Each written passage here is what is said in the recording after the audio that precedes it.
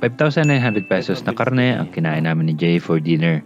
400 grams, 5,900. A5 Wagyu naman kasi yan eh. Mula sa ipon na bara ni Jay, yung karne na yan ha. Kaya wag ka, libre sa akin ang asawa ko yan. Kaya talaga namang in-enjoy ko lang at nilasap. Chop. Ganito kaya kasarap si Jollibee. May ipon na bara si Jay. At ngayon ay bibilangin na natin.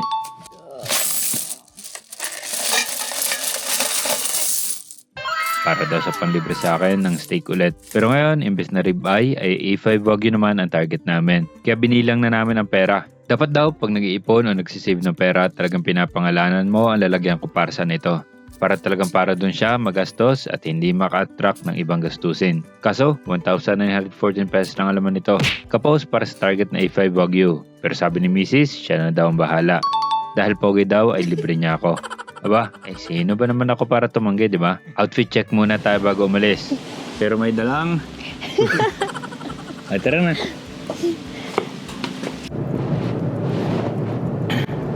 Excited ka na? Yes! Wagi. Wagi. How do you like your steak? Okay, welcome sa Stone Grill, Lucena. Ang pagbabalik, paghihiganti ng api. Good afternoon po. Nagbibideo kami, mama. Good afternoon po. Sabi ni Jay, wag ko daw isipin ang presyo. Order lang daw ako.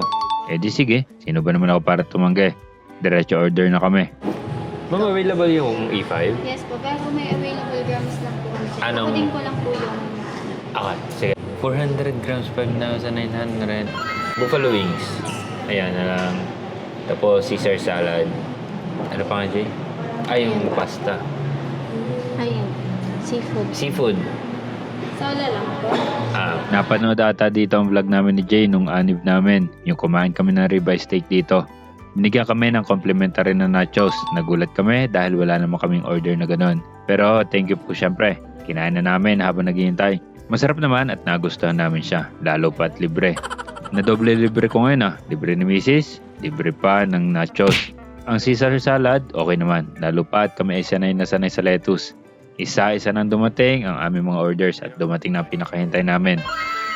At ang nakakatuwang part, Bali, how do you like your steak again? Yun, tinanong na tayo. Hindi mo kasi tinanong lang. Ulit. hindi na sayang ang practice namin for today's video. Medium rare lang daw dapat. Then ang gagawin na lang namin, if gusto pa namin maluto, ilalagay na lang namin sa stone. Madaling magdiretso ng luto Mahirap i-reverse kapag napasobra. May red wine pa pala yan Kaya talagang malakas makasosyal. First bite. Saan napunta yun? May tubo pa. Ano?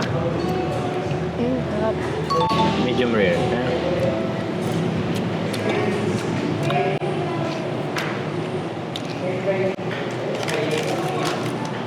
Parang kalasa ng ribeye, Honest review ko sa A5 Wagyu, masarap siya, walang duda, 100%.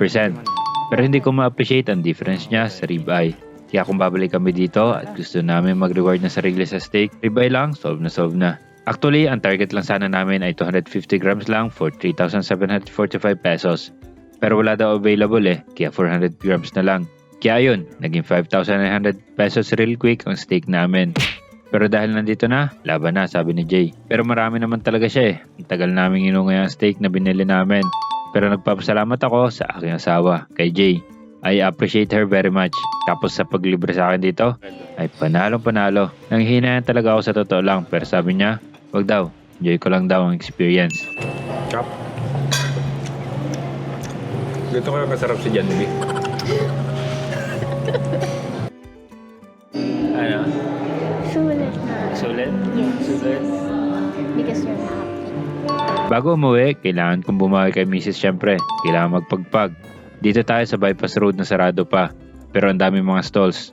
Magkikitambay tayo. Kaso dahil may runny nose na ako, tapos bababad pa sa hangin at lamig, ayun, talaga namang lawit ng sipon na Call of Duty. Nag-hot matcha si Jay, paborito niya. Ako naman ay hot choco. Pampapaba ng kinain. What a date night. Mahal o mura, basta kasama si Jay, approved.